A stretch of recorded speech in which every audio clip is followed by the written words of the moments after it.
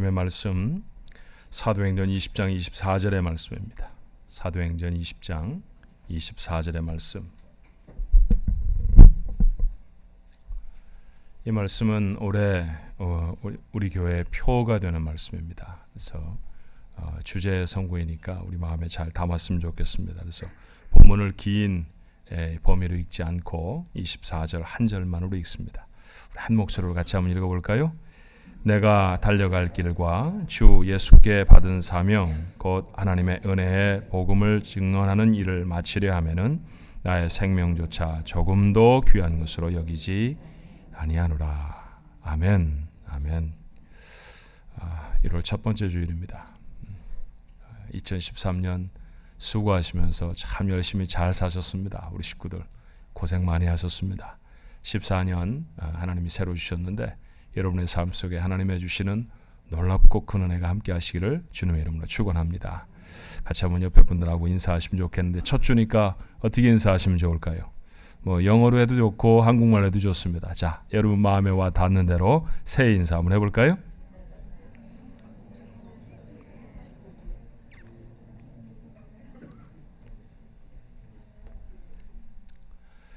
새해 복 많이 받으세요. 그러셨어요? 새해 복 많이 받으시기 바랍니다. 새해 은혜도 충만하시길 바랍니다. 기도하는 건 다 이루어지는 한 해가 되길 바랍니다. 우리 교회 사명선언 우리 첫 주니까 한번 같이 나누었으면 좋겠어요. 자, 몇 년 동안 우리가 고민하면서 작년에 교회 앞에 선포했던 사명선언입니다. 같이 한번 읽을까요? 시작. 상황중앙교회는 하나님의 영광을 위하여 하나님께 예배 드리며 사랑으로 교제하며 예수님의 제자가 되어 삶으로 복음을 전파하는 하나님의 백성입니다. 아멘. 늘 잊지 않으시기를 바랍니다. 2014년의 표 우리에게 주신 사명대로 사명에 충실한 교회라고 정했습니다. 사명에 충실한 교회가 됐으면 좋겠습니다.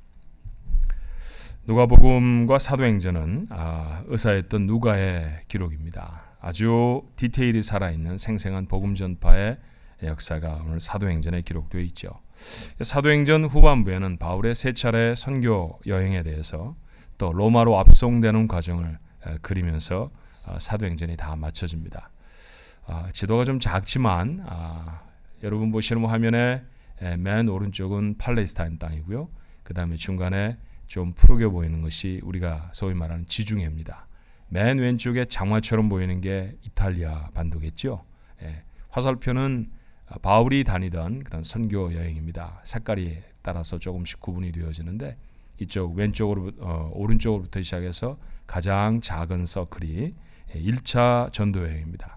사도행전 13장에 기록되어 있는데 출발지는 거의 대부분 팔레스타인 북쪽에 있는 안디옥, 저 터키에도 안디옥이 있었기 때문에 구분해서 부르기를 수리아 안디옥이라고 부릅니다. 시리아라고 요즘은 부르는 되기도 하지요.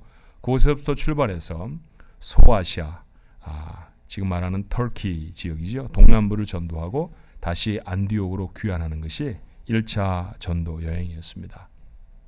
두 번째 전도 여행은 이제 큰 서클이에요.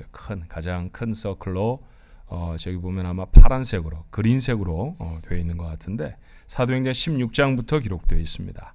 같은 곳 안디옥에서 출발하죠. 그리고 이번에는 소아시아를 동서로 가로질러서 저 조그만한 이 바다가 에게해라는 바다인데 그걸 건너서 유럽까지 가서 그래서 다시 고린도를 지나 안디옥으로 귀환하는 긴 여정이었습니다. 세 번째 전도 여행으로는 마지막 여행이었는데 사도행전 18장 이후에 기록되어 있습니다. 2차 전도 여행의 행로와 거의 비슷한 경로를 따르죠. 그렇지만 이번에는 돌아오는 길이 안디옥이 아니라 예루살렘으로 귀환을 하게 됩니다. 오늘 여러분에게 읽어드린 본문의 말씀은 이 3차 전도 여행의 끝부분의 기록이에요. 근데 예루살렘에 가면 고난이 기다리고 있습니다. 왜 우리가 아느냐 하면 또 바울도 어떻게 이걸 아느냐 하면 성령께서 이미 알려주셨기 때문입니다. 사도행전 20장 23절의 말씀에 보니까 오직 성령이 각성해서 내게 증언하여 결박과 환난이 나를 기다린다 하시나. 바울의 표현이죠. 자, 예루살렘으로 돌아가면 결박과 환난이 자기에게 기다리고 있다라는 것을 성령이 가르쳐 주셨습니다. 그는 아마 직감적으로 이것이 마지막 여행이라고 하는 사실도 알았던 것 같아요. 25절의 말씀에 보니까 보라 내가 여러분 중에 왕래하며 하나님의 나라를 전파하였으나 이제는 여러분이 다 내 얼굴을 다시 보지 못할 줄 아노라. 다시는 더 이상 볼 수가 없다. 이건 무슨 말입니까? 이제 마지막이다. 그런 얘기죠. 그래서 바울은 특별히 사랑하던 교회 에베소 교회의 장로들을 불러서 절절한 송별식을 치릅니다. 자, 20장 맨 마지막 부분이 그런 기록을 담고 있는데 제가 한번 읽어드릴 테니까 보시겠어요? 자, 37절부터 38절에 다 크게 울며 바울의 목을 안고 입을 맞추고 다시 그 얼굴을 보지 못하리라 한 말로 말미암아 더욱 근심하고 배까지 그를 전송하니라. 얼마나 절절하게 에베소 교회 장로들과 마지막 송별식을 갖고 있는지 몰라요. 자, 바울은 이제 예루살렘으로 가서 잡힐 것입니다. 모진 고문을 당하고 2년 동안 구금되어 있다가 로마로 압송되어져 갈 것입니다. 그리고 로마에서는 가택에 연금되게 되지요. 잠시 풀려나기는 하겠지만 다시 잡혀서 결국은 순교합니다. 그러니 오늘 우리가 나누고 있는 이 이야기는 바울의 거의 마지막 생애의 부분이라는 사실을 우리가 염두에 두면서 말씀을 기억하면 좋겠어요. 바울도 이 사실을 잘 압니다. 그런데도 그는 예루살렘으로 갑니다. 많은 사람들이 예루살렘으로 가지 말라고 권고합니다. 그래도 갑니다. 그가 이렇게 해야 하는 이유가 뭘까요? 그것을 본문은 이렇게 밝히죠. 내가 달려갈 길과 주 예수께 받은 사명 곧 하나님의 은혜의 복음을 증언하는 일을 마치려 하면은 나의 생명조차 조금 더 귀한 것으로 여기지 아니하노라. 사명이 있기 때문에 간다는 거예요. 죽을지라도 사명보다 생명이 더 중요하지 않다는 것입니다. 여러분은 생명이 더 중요하십니까? 사명이 더 중요합니까? 이렇게 생각해 보면 어떨까요? 우리는 세상에 왜 살까요? 하나님이 주신 사명을 감당하기 위해 삽니다. 그러므로 사명을 감당하기 위해 도구로 있는 것이 생명이라고 하면 사명과 생명 중에 더 중요한 것은 두말할 것도 없이 사명입니다. 사명 때문에 바울은 자신의 삶에 닥칠 고난과 어려움, 죽음조차 마다하지 아니하고 사명을 위해서 예루살렘으로 가고 로마로 압송되어 갈 것을 감수한다라는 것이죠. 바울은 다메섹 도상에서 주님을 만나고 난 다음에 늘 그랬습니다. 생명의 위협을 무릅쓰고 즉시 회당에서 예수를 그리스도라 증거했죠. 아무도 써주는 사람이 없어서 고향 다소로 내려가서 수년을 지날 때에도 그는 이 사명을 잊어버린 것 같지 않아요. 안디옥 교회 담임 목사로 파송이 되어지던 바나바가 그를 찾아와서 안디옥 교회 함께 가자고 합니다. 두 말이 없었습니다. 이유가 무엇입니까? 그의 마음속에 여전히 사명의 불이 타오르고 있었기 때문입니다. 안디옥 교회가 부흥했습니다. 바울의 서신들이 얼마나 정교한지 여러분 아시잖아요. 복음에 있어서 그보다 탁월하게 해석할 수 있는 사람이 사도들 중에도 없었습니다. 그러니 안디옥 교회는 얼마나 영적으로 풍성한 능력들을 경험할 수 있었을까요? 그래서 안디옥 교회 크게 부흥했습니다. 그런데 안디옥 교회 담임 목사와 부교육자에 해당됐던 바나바와 바울을 성령께서는 선교사로 보내라고 말씀하십니다.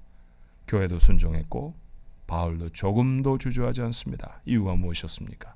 하나님의 은혜의 복음을 증언하는 일, 그게 자기 사명이었기 때문입니다. 큰 교회 안에 주저앉아 있는 것이 아니라 복음을 증거하는 일, 그것이 자기의 사명이라는 것을 바울이 알았기 때문에 아무리 교회가 부흥하고 아무리 자신의 삶 속에 열매들이 나타난다 할지라도 하나님이 복음을 전해라 라고 말씀하시는 또 다른 곳이 있다고 하는 것으로 가야 한다는 것, 그것이 바울의 중심이었습니다. 그렇게 하나님의 부르심에 응답하는 것 쉬운 일이었을까요? 쉽지 않은 일이었습니다. 복음을 전하는 과정이 정말 어려웠어요. 바울의 고백으로 한번 들어볼까요? 고린도후서 11장 23절로 27절의 말씀에 그는 이렇게 적습니다. 그들이 그리스도의 일꾼이냐? 정신없는 말을 하거니와 나는 더욱 그러하도다. 내가 수고를 넘치도록 하고 옥에 갇히기도 더 많이 하고 매도 수없이 맞고 여러 번 죽을 뻔하였으니 유대인들에게 40에서 하나 감한 매를 5번 맞았으며 3번 태장으로 맞고 1번 돌로 맞고 3번 파손하고 일주일을 깊은 바다에서 지냈으며 여러 번 여행하면서 강의 위험과 강도의 위험과 동족의 위험과 이방인의 위험과 시내의 위험과 광야의 위험과 바다의 위험과 거짓 형제 중에 위험을 당하고 또 수고하며 애쓰고 여러 번 자지 못하고 줄이며 목마르고 여러 번 굶고 춥고 헐벗었노라. 이게 복음을 증거하던 하나님의 부르심대로 자기에게 은혜의 복음을 증언하는 일을 맡기신 사명을 감당할 때 바울의 삶에 주어진 삶의 고통스러운 모습이었죠. 잡혀갑니다. 얻어맞습니다. 감옥에 갇혔습니다. 죽을 뻔한 경우가 한두 번이 아니었습니다. 잠도 못 자고 추위와 배고픔으로 고생을 했습니다. 그런데 여행을 멈추거나 포기하려고 하지 않았습니다. 이유가 무엇입니까? 사명 때문이었습니다. 사명 때문에 아무리 고통스럽고 어려워도 그 길을 포기하지 않습니다. 그는 사명으로 살아가는 사람입니다. 일반인들에게까지 참 많이 알려져서 미국에 오랫도록 스테디셀러, 베스트셀러가 오래되면 스테디셀러라고 하잖아요. 그렇게 스테디셀러가 된 책 중에 하나가 세들백 교회를 담임하는 릭 워렌 목사님이 쓴 목적이 이끄는 삶, 목적이 이끄는 교회, 그런 것이었습니다. 처음 나온 책의 제목은 목적이 이끄는 교회라는 것이었죠. 나온 지 얼마 안 돼서 저도 그 책을 읽어봤는데 얼마나 신선한 도전을 주었는지 몰라요. 교회가 하나님이 주신 사명이라고 하는 목적으로 이끌어져야 한다라는 것입니다. Purpose Driven Church.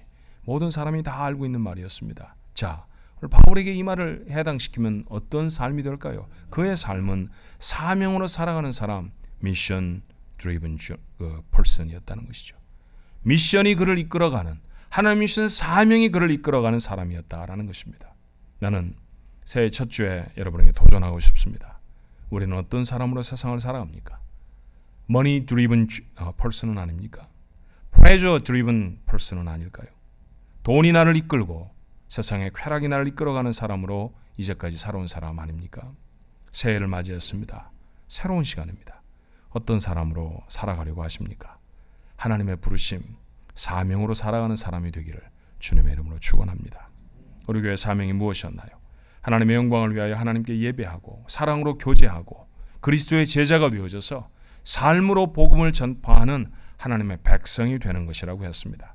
나는 이것을 네 가지 자기 확신으로 확인해야 한다라고 생각해요. 나는 누군가라고 말할 때 여러분 이렇게 대답할 수 있어야 합니다. 적어도 상황, 중앙, 장로, 교회의 가족이라고 하면 이 네 가지 사람, 네 가지 자기 확신이 여러분 마음속에 살아있기를 바랍니다. 첫 번째는 예배하는 사람입니다. 나는 예배하는 사람이다. 잊지 않아야 합니다. 두 번째는 나는 다른 사람을 사랑하는 사람입니다. 나는 제자로 훈련되어 가고 있는 사람입니다. 나는 복음을 전파하는 사람입니다. 내가 누군가를 규정할 때 이 네 가지가 우리 마음속에 늘 기억될 수 있어야 합니다. 하나님, 내가 이런 사람이 되도록 나를 부르셨습니다. 부르심에 순종하는 인생을 하나님이 기억하십니다. 하나님이 기억하시는 인생보다 주어진 삶을 값지게 살아갈 수 있는 방법은 세상에 없습니다. 올해 우리 교회는 이 사명에 충실한 교회와 성도들이 되었으면 좋겠습니다. 사랑하는 성도 여러분, 먼저 간절하게 예배하십시오. 간절하게 예배해야 합니다. 예배에 여러분의 생명을 거십시오. 우리가 살아가며 얻을 수 있는 영적인 에너지는 우리가 드리는 예배의 태도로 결정될 것입니다. 어떤 모습으로 예배드리는가가 얼마나 파워풀한 영적인 사람으로 살아가는가를 좌우합니다. 그렇다고 하면 단 한 번의 예배도 그저 드리지 않으시기를 바랍니다. 다 거십시오. 생명을 걸고 예배하는 자리에 생명을 살려내는 하나님의 기적 같은 능력이 체험될 줄로 믿습니다. 두 번째, 사람들을 진실하게 사랑할 수 있어야 합니다. 진실하게 사랑하는 것입니다. 내게 돌아올 유익을 위해서가 아닙니다. 내가 이렇게 잘해주면 언젠가 저 사람을 내가 써먹겠지, 그런 목적으로 사랑하는 건 아닙니다. 저 사람이 나에게 무엇인가 베풀어 주었으니까 나도 저 사람에게 잘해야지, 그런 건 아닙니다. 하나님이 내 곁에 주셨다고 하면 그가 나에게 해를 입혔다 할지라도, 그가 나에게 손해를 준다 할지라도, 그를 접하기가 참 어렵고 힘들다 할지라도 하나님이 옆에 세우신 사람이라고 하면 사랑하십시오. 그게 우리의 정체를 결정하는 삶의 태도가 될 줄로 믿습니다. 내 기분에 맞는 대로도 아닙니다. 아내가 나한테 잘해주면 아내를 사랑하고, 아이들이 나한테 정말 잘하면 그 아이가 소중하고, 그럴 수 없다는 것 아시잖아요. 가족의 관계만 그렇습니까? 세상에서 만나는 사람들도 얼마나 많은 경우에 저 사람하고 이야기하면 골치 아파, 그러고 안면을 바꾸고 살아가는지 모릅니다. 부끄러운 말이지만 목장을 바꾸고 전도회를 바꾸면서 수십 번 명단을 고쳐야 했습니다. 이유가 뭘까요? 목사님, 이 사람하고는 도저히 같이 있을 수가 없습니다. 도대체 우리 교회 교인이 몇 명입니까? 이게 인터넷으로 다 나가서 전 세계가 다 보고 있겠지만 여러분 부끄러워도 여러분에게 드려야 할 말씀인 것 같아요. 도대체 우리 교회가 몇백 명이나 되길래 그 가운데 내가 같이 있기를 불편해하는 사람이 있어야 한다는 말입니까? 이런 태도가 우리의 삶 속에 남아있는 한 나는 제대로 된 하나님의 사람으로 사명으로 살아가는 사람이 아니라는 것이죠. 단언할까요? 여러분이 좋아하는 사람만으로 세상은 살아갈 수가 없습니다. 남편은 다 마음에 듭니까?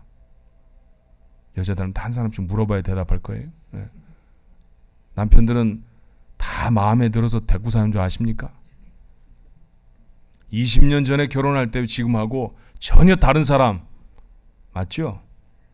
일종의 사기 결혼을 당한 것 같은 느낌이 막 마음속에 들지 않습니까?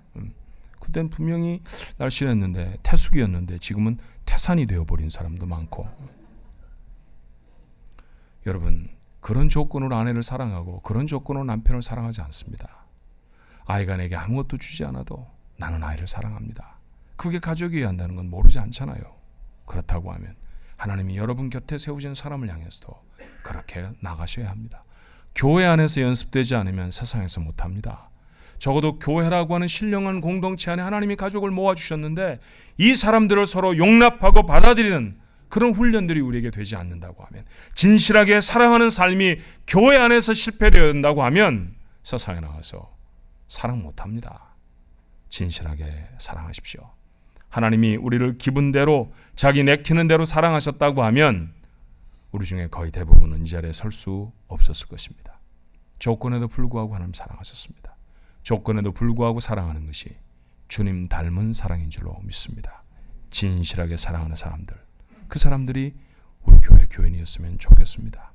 세 번째로, 예수님의 제자로 다듬어지는 훈련 과정에 헌신하십시오. 훈련을 받아야 됩니다. 언제까지나 그렇고 그런 신자의 모습으로 살아서는 영적인 싸움에 승리할 수 없죠. 남이 승리하는 거 구경밖에 못합니다. 그러니 승리자가 되어야 하지 않겠습니까? 훈련되어야 합니다. 강한 군사가 되어야 전투에 나가서 승리할 수 있습니다. 나는 나이가 많다고, 나는 배움이 짧다고, 나는 믿은 지가 얼마 안 됐다고, 이건 아무런 핑계가 되지 않습니다. 하나님 앞에 누구라도 다 주님이 원하시는 모습으로 훈련되어져야 합니다. 이 일을 위해서 특별히 교회가 올해 2가지 계획을 세웠습니다. 첫 번째 계획은 장년들을 위한 계획인데요. 1년 과정의 제자훈련입니다. 혹독하게 해보려고 합니다. 저도 혹독하게 하려고 하고요. 참여하는 사람들도 정말 한번 이를 꼭 깨물고 해보려고 합니다. 인내와 헌신이 없으면 감당할 수 없을 것입니다. 그러나 이 과정을 지나면 누구보다도 분명한 제자로 다듬어져 세워질 줄로 믿습니다. 그렇죠? 그런 모습으로 서십시오.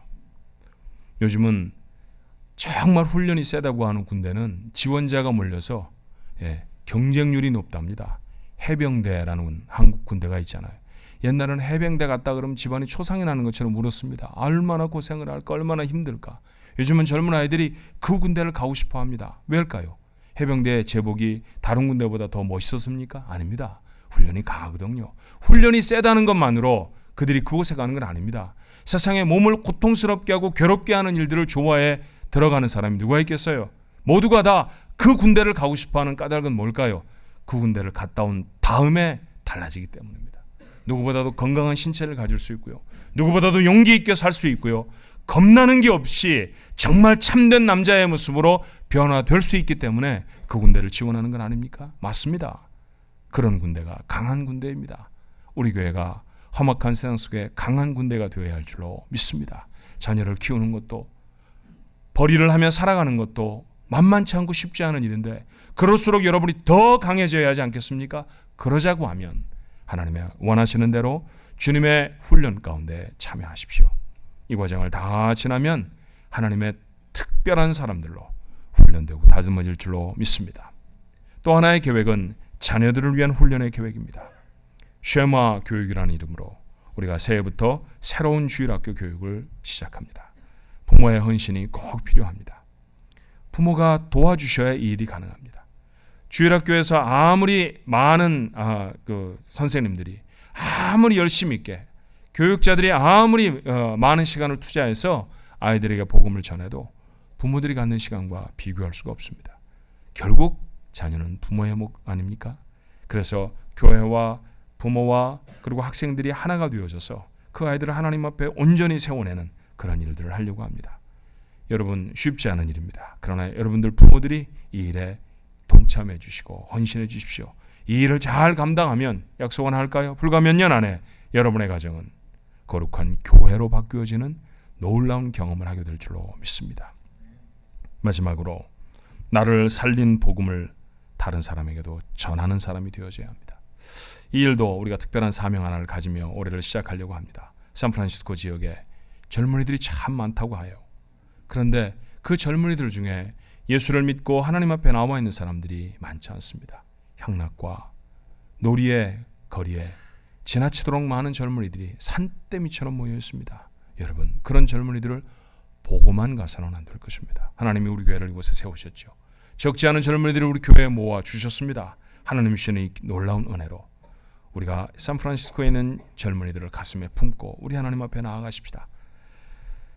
그들이 우리 곁에 바짝 와 있을 때 하나님이 우리에게 하시는 말씀을 들을 수 있어야 합니다. 그들을 불러서 하나님 앞에 세우는 것이죠.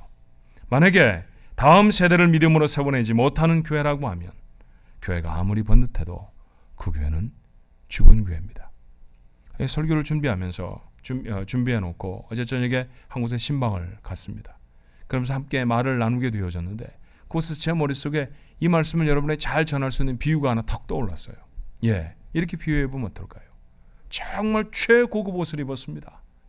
조르지 알마니밖에 난 모르니까 그런 아주 비싼 옷을 입었습니다. 보기도 너무너무 좋습니다. 그런데 그 옷을 걸치고 있는 사람은 의사로부터 3개월밖에 살 수가 없습니다. 선고를 받았습니다. 행복한 걸까요? 그렇지 않습니다. 다 구멍이 뚫어진 티셔츠를 입고도 100살도 넘게 사시겠네요. 나는 이런 삶이 좋습니다. 그렇잖아요. 아무리 멋진 예배당을 가지고 있어도 아무리 대단한 재산들을 가지고 있어도 젊은이를 다음 세대를 믿음으로 세워내지 못하는 교회라고 하면 고급 옷을 걸친 시한부 인생과 다를 게 뭐가 있습니까?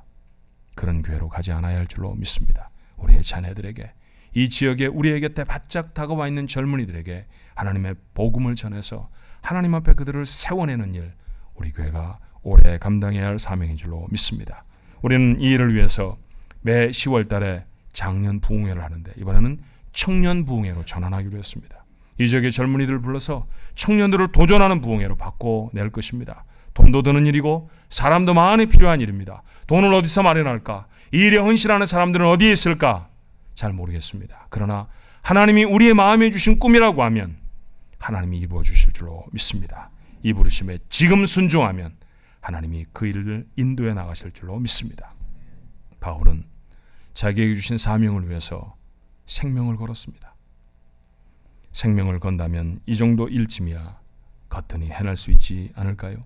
주어진 사명 위해서 생명을 거는 사람이 위대한 인생을 살아낼 줄로 믿습니다. 그렇게 위대한 교회, 위대한 성도가 되어지는 올 한 해 되어지기를 주님의 이름으로 축원합니다.